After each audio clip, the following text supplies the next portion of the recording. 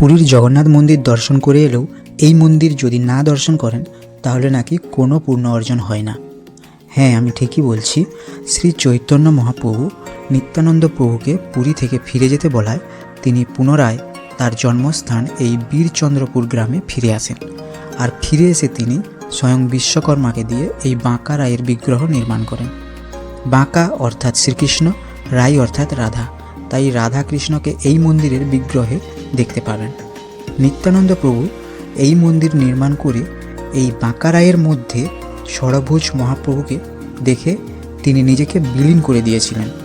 পরে নিত্যানন্দ প্রভুর পুত্র বীরভদ্র এই মন্দিরের সংস্কার করেন এবং শ্রীকৃষ্ণের পাশে মাতা জাহ্নবী ও মাতা বসুধাকে স্থাপন করেন। এই মন্দির প্রায় 550 বছর আগে নির্মাণ হয়। পুরীতে যেমন নিমাই বিলীন হয়ে গিয়েছিলেন জগন্নাথ মন্দিরের কাছে, জগন্নাথ দেবের কাছে, তেমনই বাঁকা রায়ের মন্দিরে নিত্যানন্দ প্রভু বিলীন হয়ে গিয়েছিলেন। তাই পুরীর মন্দির দর্শন করে এসে এই বাঁকা রায়ের মন্দির না দর্শন করলে কোনোই পূর্ণ অর্জন হয় না।